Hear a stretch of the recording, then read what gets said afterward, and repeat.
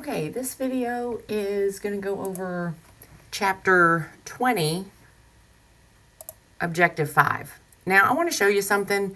On this particular chapter, we're only going to go over 5 objectives. So I know that the objectives on here talk about objectives 6, 7, 8, 9. We're just going to go through 1 through 5 on this particular chapter. So 6, 7, 8, 9 objectives you can disregard. So let's go ahead and jump into objective 5.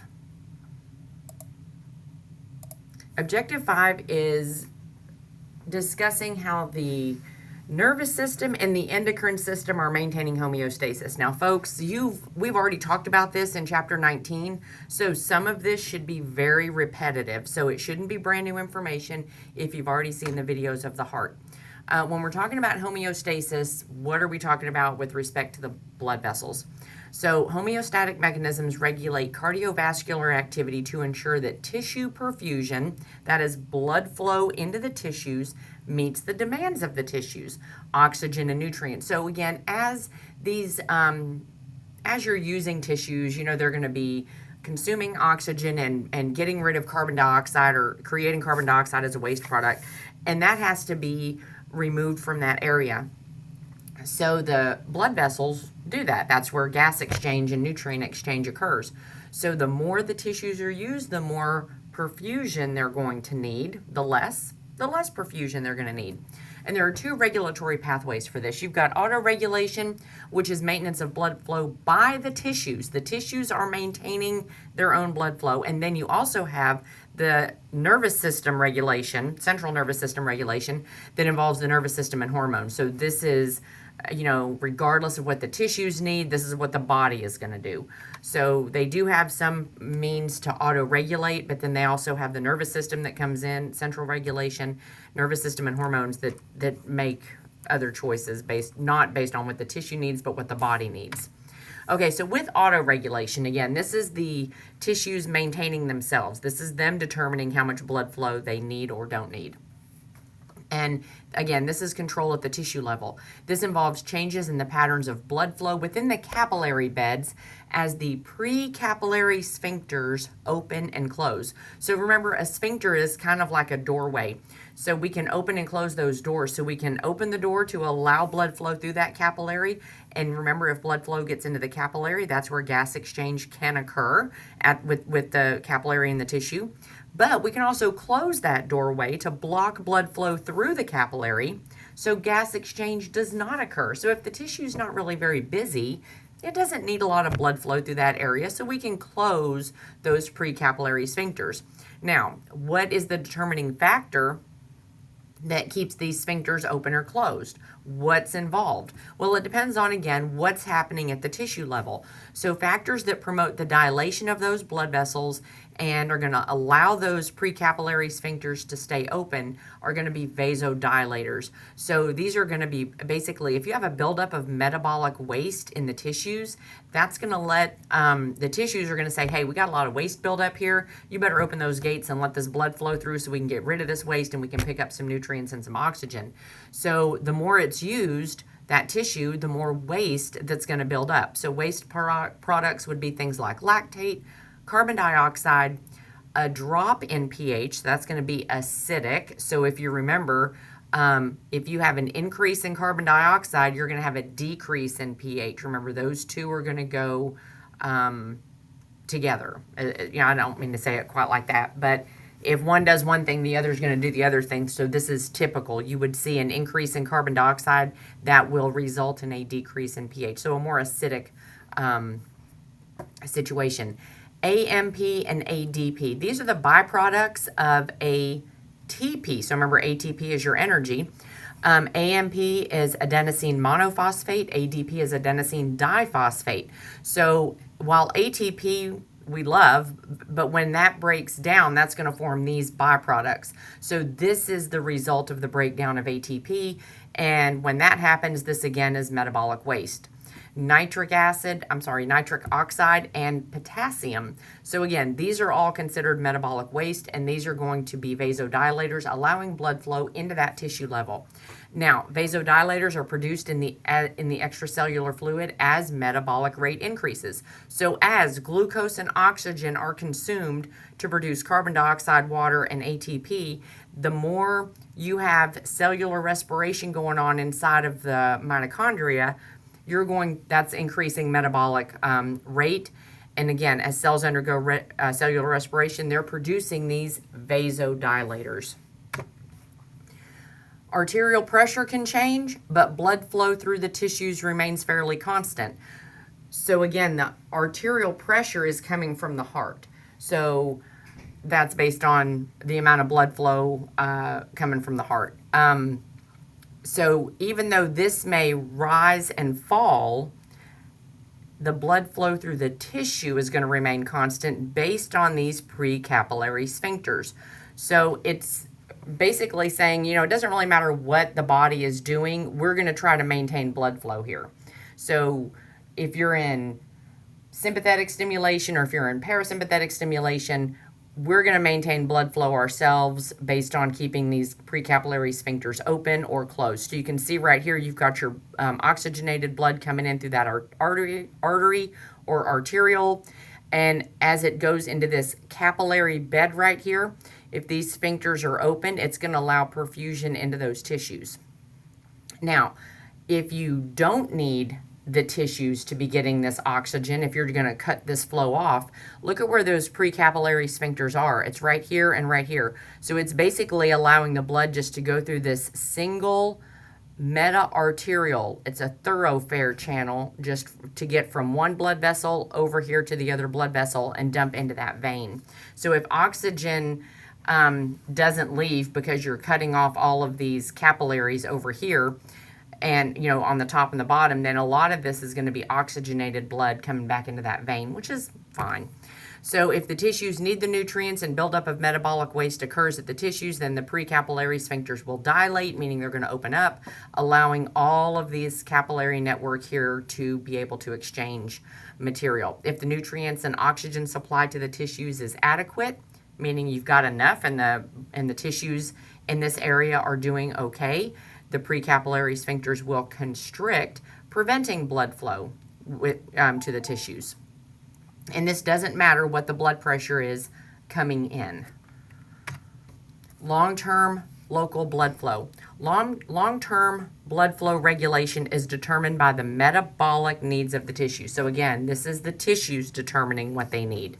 If metabolic activity in the tissues in that location increases and remains elevated over time, then you will get more capillaries being created to increase blood flow to that area. So you can even increase the number of capillaries and the diameter of those blood vessels if you've got an area that is demanding, has a high demand for materials.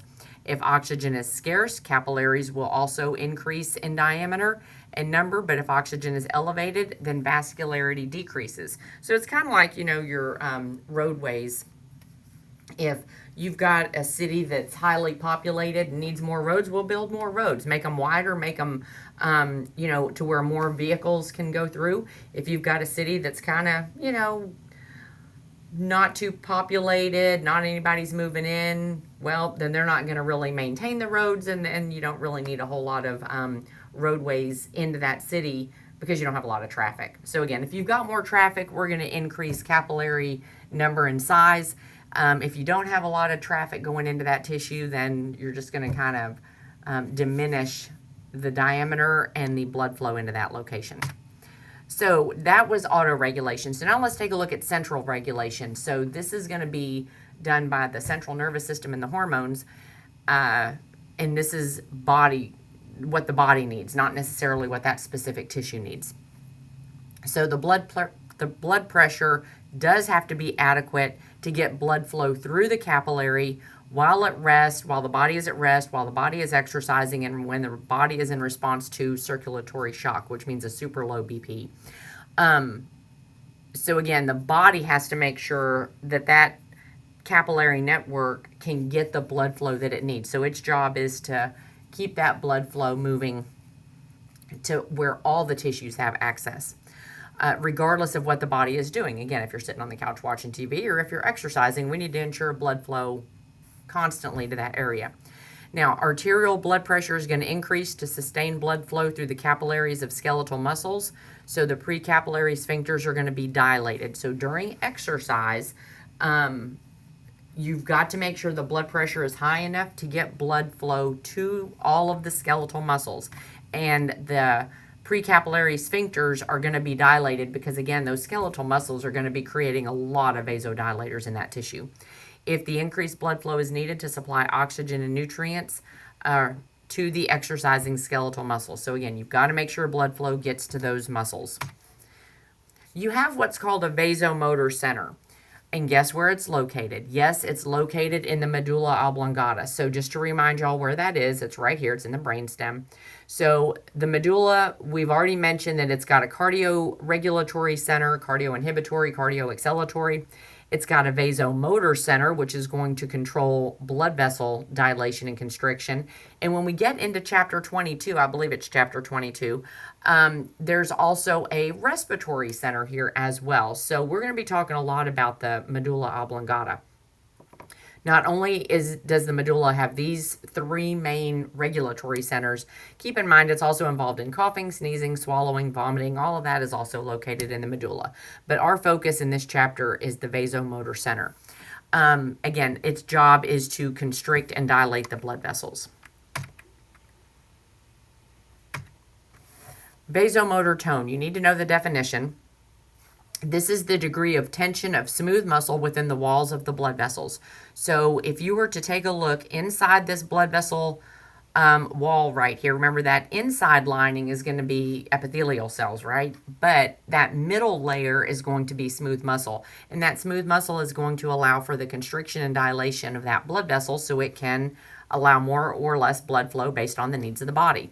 It is controlled by the sympathetic nervous system with the epinephrine, norepinephrine secretion from those axon terminals.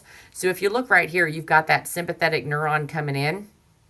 This is going to be the motor neuron, the postganglionic motor neuron of the sympathetic division. And you can see these axon terminals right here communicating with that artery. So when you've got a lot of action potentials coming down, that's going to cause this blood vessel to constrict. When your postganglionic neuron in the sympathetic division communicating with this blood vessel here, when the action potentials coming down are not very frequent, you have a low number of action potentials in a given amount of time, you can see low firing right here, then that's going to allow those smooth muscle cells in that artery to dilate. So increased sympathetic stimulation is going to result in vasoconstriction. Decreased sympathetic stimulation is going to result in vasodilation. So all I was doing here was showing you the location. We've got our vasoconstriction and our vasodilation. But if you look right here, you can see those smooth muscle cells right in through here that encircle the blood vessel to allow constriction or dilation. So just kind of FYI, vasoconstriction will reduce blood flow by half. So if you constrict the blood vessel by 16%, you're going to get reduced blood flow by half, believe it or not. Vasodilation, if you increase the diameter of the blood vessel just by 19%, the blood flow through that blood vessel will double. So a small change in diameter will result in a large change in blood flow. This is just, again, kind of summarizing. So sympathetic and vasomotor tone. So sympathetic division prioritizes blood vessels for skeletal muscles and heart in times of the emergency. Strong sympathetic tone, smooth muscle contraction results in vasoconstriction. Take a look. These lines right here are representing action potentials coming down that neuron. Blood vessels to skin vasoconstrict to minimize bleeding if injury occurs.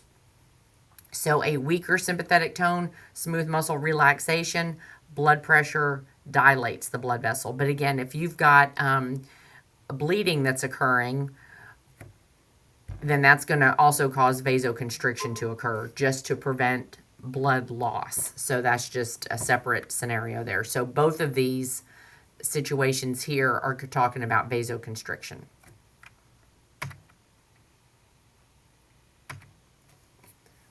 So sympathetic nervous system increases vasomotor tone, resulting in vasoconstriction by secreting a lot of that epinephrine, norepinephrine. In fight or flight mode, the sympathetic nervous system is engaged. So these two are talking about the same thing, right? I just need you to remember that sympathetic nervous system means fight or flight mode. However, skeletal muscles are not affected by the presence of epinephrine, norepinephrine, but rather acetylcholine. If you all remember when we talked about this back in chapter 10, when we went over skeletal muscles, and we discussed what causes skeletal muscles to constrict, it was acetylcholine. We didn't get into epinephrine, norepinephrine until we hit chapter 15, chapter 15, when we talked about the autonomic nervous system. Okay, so this is, remember, skeletal muscles are under voluntary control, so they're going to be controlled by something a little different. So that's why blood flow to skeletal muscles increases during fight or flight mode. FYI, that's also why vasodilation occurs in the heart as well. So the tissues, not skeletal muscles, vasomotor tone is going to increase unless it's skeletal muscle. I know it's confusing. So you've got basically blood vessels doing two different things during fight or flight mode based on where those blood vessels are going. If it's going to skeletal muscles, you want those open and wide so you can get tons of blood flow into those skeletal muscle areas if you're in fight or flight mode. If you're doing any kind of physical activity, you need blood flow to your muscles, skeletal muscles. So that's why they are controlled by acetylcholine, not epinephrine, because epinephrine would shut them down.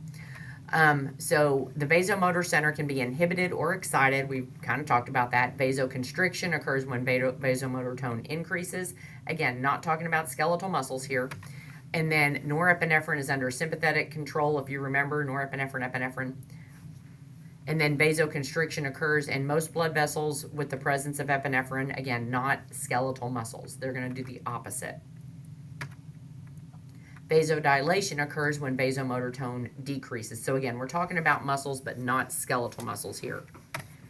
Whoops, hit the button again. So this just kind of shows you big picture wide what's going on here. So we've got a resting situation, we've got vasodilation, we've got vasoconstriction. So take a look at your sympathetic stimulation. Again, we're not talking about skeletal muscles here. So sympathetic stimulation is just normal. You can see the impulses, the action potentials coming down here. Just regular motor tone, moderate thickness, moderate diameter. So this is just resting situation. Now, under vasodilation, notice that blood vessel is wide open. You have less sympathetic stimulation coming in. The smooth muscle is completely relaxed. The walls are thinner. Diameter is larger. Peripheral resistance in arteries is decreased. You don't have a lot of resistance because that blood vessel is wide open. Now, vasoconstriction, this is going to be during fight or flight mode. You are increasing sympathetic stimulation. The smooth muscle is contracted, the wall is thicker, diameter of the lumen is decreased, peripheral resistance is increased. Again, you've got a smaller diameter, so as that blood is passing through that blood vessel, it's going to be bumping up against the walls a lot easier, so that's going to increase that peripheral resistance. Again, during sympathetic stimulation, where are you wanting your blood to go? To the muscles, to the skeletal muscles. So it's diverting, this is its way, if you want to think about it this way, of diverting blood flow to everywhere except the skeletal muscles during fight or flight mode. So that, if that helps you remember what's going on. This should look a little familiar, baroreceptor reflex. We talked about this in the previous chapter. The vasomotor center, keep in mind, is in the medulla oblongata. Vasomotor tone is controlled by the sympathetic vasoconstrictor nerves, which are always active. Under normal conditions, arteries are partially constricted. So if we go back a slide, you can see right here, they're partially constricted, okay? They're not completely constricted, they're not wide open, so just under normal conditions, this is what they're gonna look like. Maximal stimulation, so that means vasoconstriction, this is maximal stimulation right here. The artery is going to constrict to half their diameter, and then extreme stimulation of the vasomotor center causes even veins to constrict, causing venoconstriction. So we've got our receptors. The stimulus is a low blood pressure. Okay, so we don't have a lot of blood flow going where we need it. So in the it's being picked up by the carotid arteries and the aortic arch, those baroreceptors. It's coming in by way of the cranial nerves, the vagus nerve, and the glossopharyngeal nerve are picking up that information. Then it is going to decide that cardioregulatory center and vasomotor center in the medulla oblongata are going to make a decision on how to fix this information of, hey, low blood pressure going on here, body. What are you going to do about it? So the medulla oblongata says, okay, here's what we're going to do. Low blood pressure. We are going to increase sympathetic stimulation to the heart. This is number 4. So we're going to tell that SA node to speed up. Again, this is if the original problem was a low blood pressure. And the part that we didn't learn last time, number 5 right here, increased sympathetic stimulation is going to cause blood vessels to constrict. So you're preventing blood flow to the body, trying to get the blood flow where it needs to be, trying to increase that blood pressure.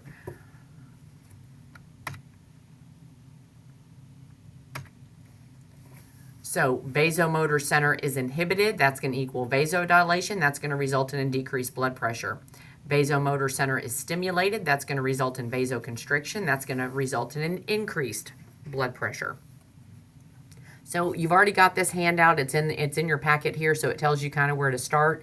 It gives you the issue, the stimulus. If homeostasis is disturbed and the blood pressure is too high, then baroreceptors are stimulated. Again, baroreceptors are stimulated because the blood pressure within that artery wall there's a lot of pressure in there, so it's putting pressure on that artery wall, causing that artery to dilate. That's going to trigger those baroreceptors. And we already know that the cardioinhibitory center will be stimulated in this situation if blood pressure is too high. We're going to try to inhibit the cardiac center and stimulate the inhibitory center and inhibit the acceleratory center. But then I need you to add one more piece of information to that list.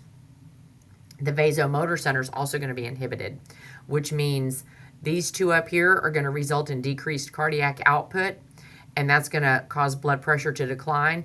But vasodilation, allowing that blood vessel to open up, is also going to cause blood pressure to decline. So these two together are going to work in tandem to have this overall result of declining blood pressure. And I will let you take a look at what happens if it falls. I'll let you look at that one on your own, but it's exactly the opposite. So regulation of mean arterial pressure, remember that was MAP. MAP is the average pressure in the arteries during one cardiac cycle. We talked about that in the previous chapter. Blood flow to all areas of the body depends on maintenance of an adequate pressure in the arteries. So we've mentioned that. You've got to have blood flow to the tissues, and that blood pressure has to be high enough to get that blood there. Blood flow to the tissues cannot be adequate if the blood pressure is too low. So just to kind of give you some numbers here, I'm not going to ask you the numbers on the test, but you should know the overall trend. So at birth, mean arterial pressure is about 70 millimeters of mercury, middle age about 100, and then an older person, healthy older person, it's a little bit higher. So basically, as you age, your mean arterial pressure is going to increase over time. Just reminding you all, the formula for mean arterial pressure, that's cardiac output times peripheral resistance. Here's where we're kind of bringing in that peripheral resistance part. Now, cardiac output, if you remember, is heart rate times stroke volume. So that's why it is also written this way. And you can even rewrite this to where it's heart rate times end diastolic volume minus end systolic volume times peripheral resistance, because you've got your own formula here for stroke volume. So this is just showing you what your abbreviations mean. And again, blood pressure is influenced by heart rate, stroke volume, and peripheral resistance. You've got this handout. We talked about this in chapter 20. Or in the previous chapter. I don't remember if it was chapter 20. I think it's chapter 19. So right here is the component that you're adding. So we talked about the heart-related issue. So if you follow this down, this is talking about stroke volume and cardiac output and heart rate. But if you notice, this little piece over here is talking about peripheral resistance, which goes with this chapter here. So if you increase vasodilation, that will increase peripheral resistance, which will ultimately increase mean arterial pressure.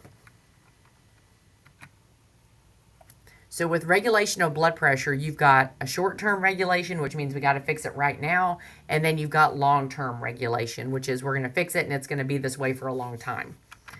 So we're going to talk about the short-term regulatory mechanisms of blood pressure. Short-term is going to be rapid acting as well. Mechanisms are going to be on a minute-by-minute basis. And we've talked about 2 of the 4. That's why they're highlighted here. We've got the baroreceptor reflex, which is going to involve blood pressure regulation as far as the blood vessels are concerned. The adrenal medullary mechanism, you can probably figure out what that is because you know what the adrenal medulla secretes. So you can probably figure out where we're going there. The chemoreceptor reflex, that was also discussed previously. So it's the same reflex. We're not doing anything different with it. And then the central nervous system ischemic response. This is a new one. We haven't really mentioned this yet.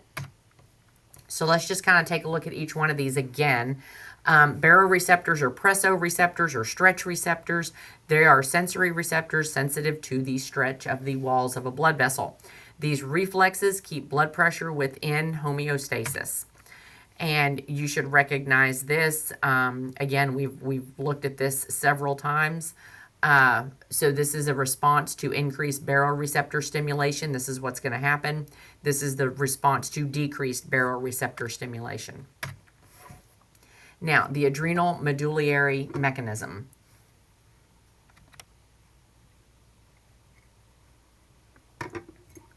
Activated by a substantial increase in sympathetic stimulation. Remember, the sympathetic stimulation, fight or flight mode, is you're going to have motor neurons that are going to target the adrenal medulla. And what is the adrenal medulla going to secrete in response to you engaging in fight or flight mode? Epinephrine, norepinephrine. It's going to put body-wide epinephrine, norepinephrine through the blood vessels.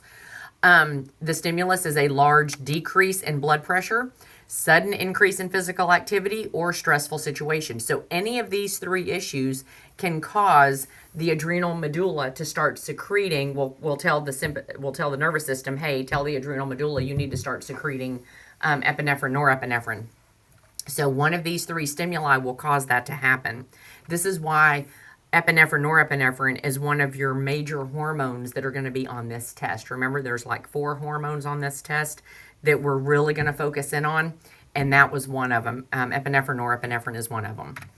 So if you haven't learned that one yet, go back and take a look at that epinephrine, norepinephrine video to really understand how that one works in more detail. The adrenal medullary mechanism results from stimulation of the adrenal medulla by those sympathetic nervous system fibers. The adrenal medulla will release epinephrine into the bloodstream. No surprise there. And what is the presence of epinephrine in the bloodstream going to do? What's going to be the effect? Well, you're going to have an increase in heart rate. You're going to have an increase in stroke volume. It's going to vasoconstrict the blood vessels of the skin and viscera. So again, not the skeletal muscles, remember? And it's going to vasodilate blood vessels of the heart. So we're not, the skeletal muscles are different. So this just shows kind of a nice little picture here of what's happening with epinephrine. So we've got our hypothalamus, which is stimulated by stress, physical activity, low blood glucose levels. It is going to send action potentials through the sympathetic division to the adrenal medulla. That's the inner part of the adrenal gland. And then that's going to cause epinephrine and norepinephrine to be secreted. And these are the effects of the secretion of epinephrine, norepinephrine. Increased release of glucose from the liver. So again, if you're in fight or flight mode, you better get some sugar into the blood because the cells are going to be needing it so they can make ultimately ATP. Increase the release of fatty acids. Again, energy source right here, trying to get those energy molecules available for the cells so they can use not only sugar but fat to make that ATP. Increase heart rate. Again, fight or flight mode, you're running from the bear, you got to get that heart rate up. Decrease blood flow through the blood vessels to the internal organs. So keep in mind what's going on when you are in fight or flight mode. Are you really trying to have your digestive system digesting food while you're running from the bear? No. So you don't want blood flow going into those digestive organs and urinary organs and things like that. you need it going to increase blood flow to the skeletal muscle and the heart. Those are the places that have to have the blood flow. Decreased function of the visceral organs, increased blood pressure, increased metabolic rate in the skeletal muscles. So again, just logically think about what's happening to your body when you're engaged in physical activity. What's working, what's not working. If it's working and it's active, we're going to increase blood flow there. If it's not, we're going to decrease blood flow there. So again, just logically think about what organs are engaged in activity and what are not needed. Chemoreceptor reflex helps maintain homeostasis when oxygen in the blood decreases or when carbon dioxide and hydrogen ion increases. So again, keep in mind those hydrogen ions. If your hydrogen ion level increases, that means pH is decreasing. I know, it's confusing. So remember your acid base, your pH scale, right? If you have a low pH, you have a lot of hydrogen ions. So if you have a pH of 2, let's say, it's very acidic and you're going to have a lot of hydrogen ions. Hydrogen ions is your marker for low pH. So that may have been worded differently, so make sure you understand the relationship between hydrogen ions, pH, carbon dioxide, and oxygen. So this is your chemoreceptor reflex. We've talked about this previously, so you're going to start here where homeostasis is disturbed. And if you have a decrease in oxygen, that means you have elevated carbon dioxide and low pH. You have an acidic situation here, and that's going to stimulate the chemoreceptors. Now, we already mentioned how the cardio-excitatory centers are stimulated and the cardio-inhibitory centers are inhibited. So we already previously mentioned that. If you're not getting enough oxygen, okay, you're going to stimulate the heart to beat more if your body does not have the oxygen that it needs. You need more blood flow going into those areas, so you're going to stimulate the heart. Now, you're also going to stimulate the respiratory center because you got to get the oxygen, right? So you can't just have blood going, that blood has to be oxygenated. We'll talk about the respiratory center in the next chapter.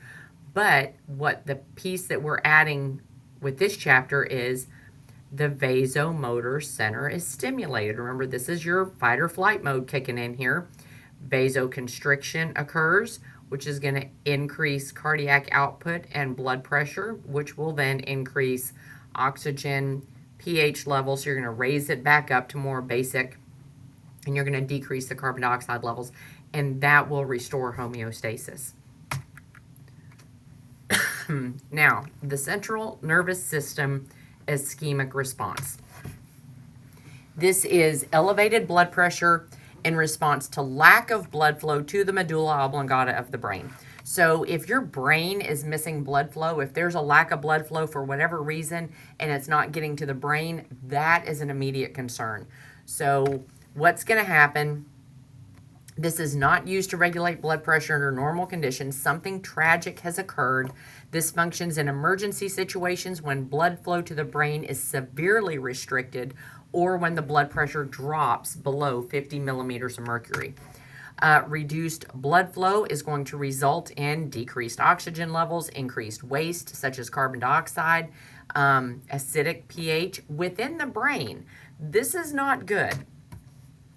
Neurons of the vasomotor center are going to be strongly stimulated in this situation, which results in vasoconstriction, and the blood pressure will rise dramatically. So if severe ischemia lasts longer than a few minutes, the metabolism in the brain is going to fail due to lack of oxygen, and the vasomotor center is going to become inactive, and extensive vasodilation occurs in the periphery as vasomotor tone decreases. So, prolonged ischemia can actually result in massive decline in blood pressure and ultimately death. So you have got to maintain a blood pressure above 50 to the brain at all times so it can get the blood flow that it needs in order to regulate the rest of the body. So if there's massive blood pressure drop in the body, then it's going to divert all blood from the body to the brain, so the brain can make those decisions. Now, if this ischemic response lasts longer and the brain can't get that blood flow going like it should, the body will eventually die. And this could occur due to, you can have a large drop in blood pressure due to severe hemorrhage or something like that. So again, a real tragic event has occurred. This is not normal situation here. Now, that's your short-term regulation. Long-term regulation of blood pressure is going to be slower acting, longer term. This is going to involve regulation of blood concentration and volume by the kidneys, movement of fluid across the wall of the blood vessel, alteration in the volume of the blood vessel. Response time may begin in minutes but can last for hours or days. Remember, the short term was minute by minute regulation, so this can last for days. The mechanisms include the renin-angiotensin-aldosterone mechanism, the antidiuretic hormone mechanism, also known as vasopressin, atrial natriuretic mechanism, fluid shift mechanism, and the stress relaxation response. So this is the long-term regulation of blood pressure.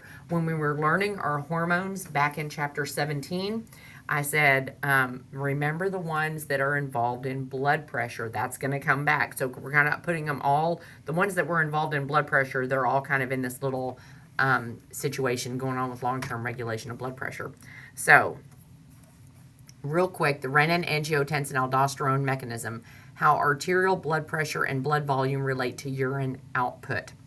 So when the arterial blood pressure increases, blood volume increases. So if you increase blood pressure, you're ultimately increasing blood volume.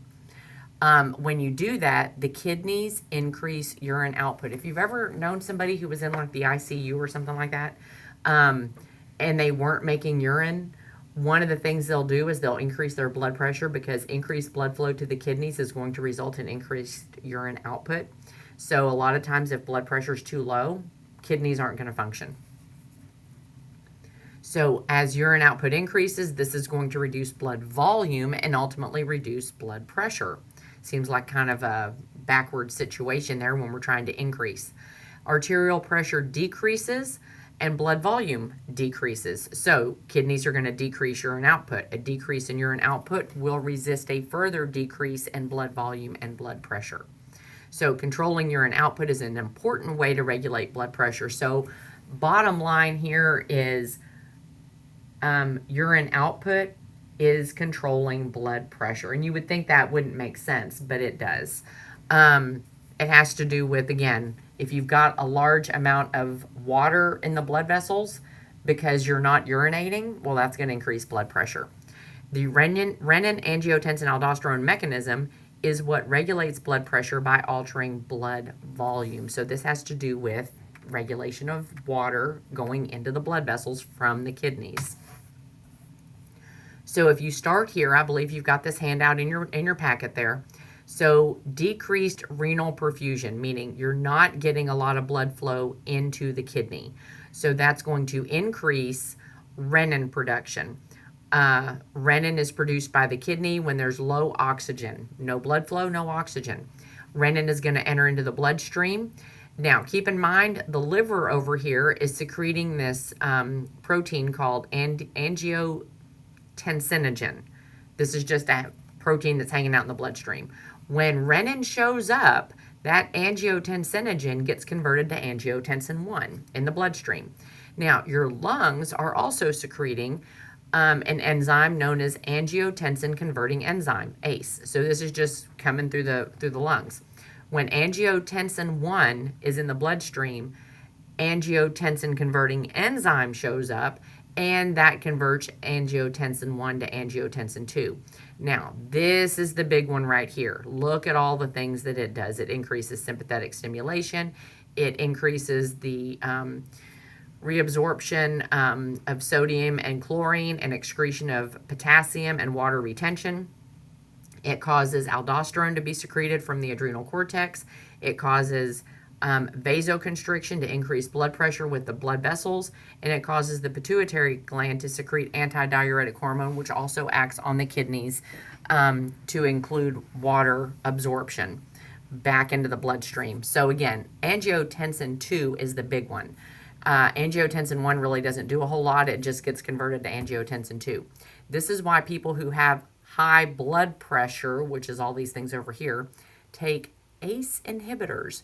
If you block the pathway right here, if you block angiotensin converting enzyme, from being secreted, angiotensin 1 will not be converted to angiotensin 2, which means none of these things are going to happen. So this is a good one.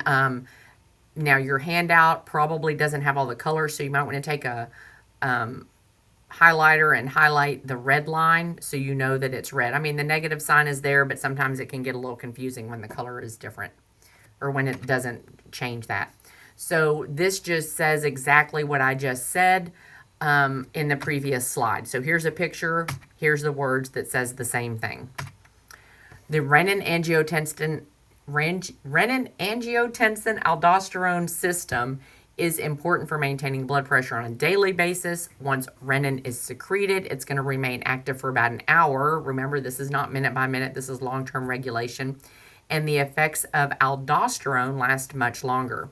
ACE inhibitors, which is a class of drugs that inhibit angiotensin converting enzyme, which is the one that converts angiotensin 1 to angiotensin 2.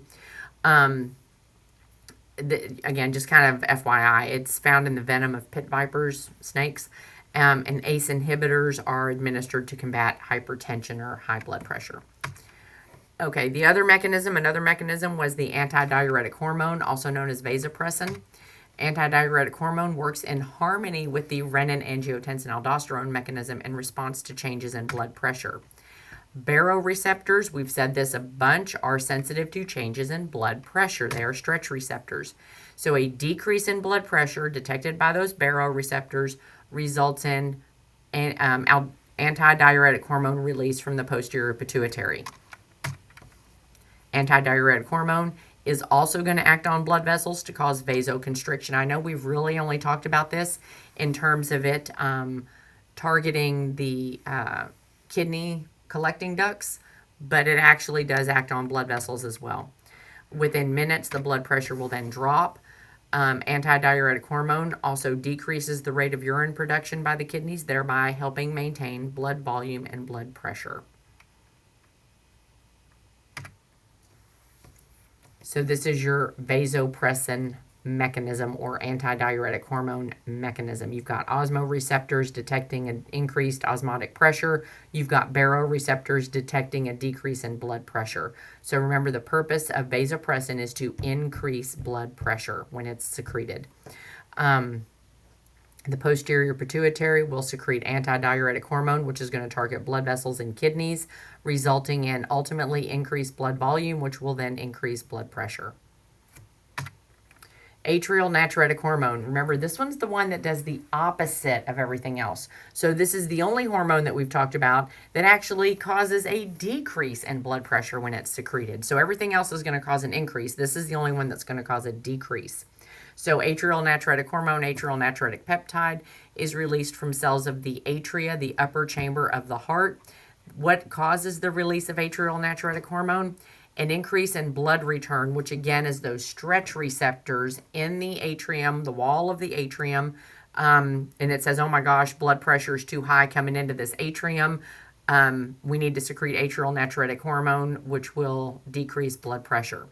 Atrial natriuretic hormone acts on the kidneys to increase the rate of urine production. So it acts against vasopressin and sodium lost in the urine, and it dilates arteries and veins.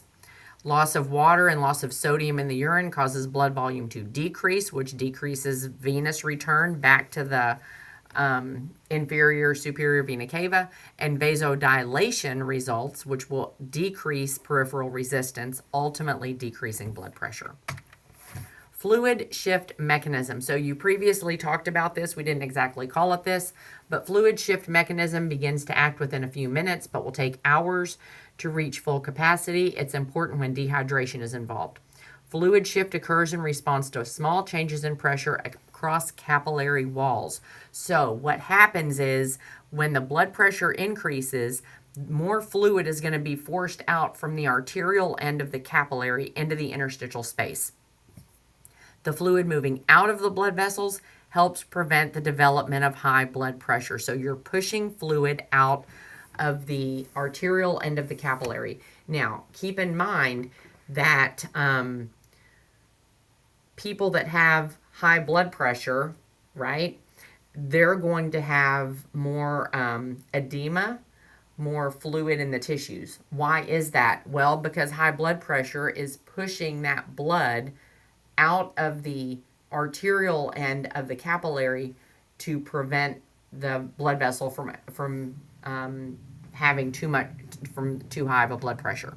So it's trying to solve the problem that way. So the result is fluid in the tissues, edema. As blood pressure falls, interstitial fluid will move back into the capillaries and resist a further decline in blood pressure. Stress relaxation response, characteristic of smooth muscle cells. Keep in mind where those are. When blood volume declines, so you've got blood loss somewhere, or dehydration, blood pressure will also decrease, reducing the force applied to smooth muscle cells in the blood vessel walls. As a result, the smooth muscle cells contract, reducing the blood vessels, and thus resisting a further decline in blood pressure. So there's no questions in here on that set, so there are some activities for you to do on the Moodle page, and that concludes Objective 5.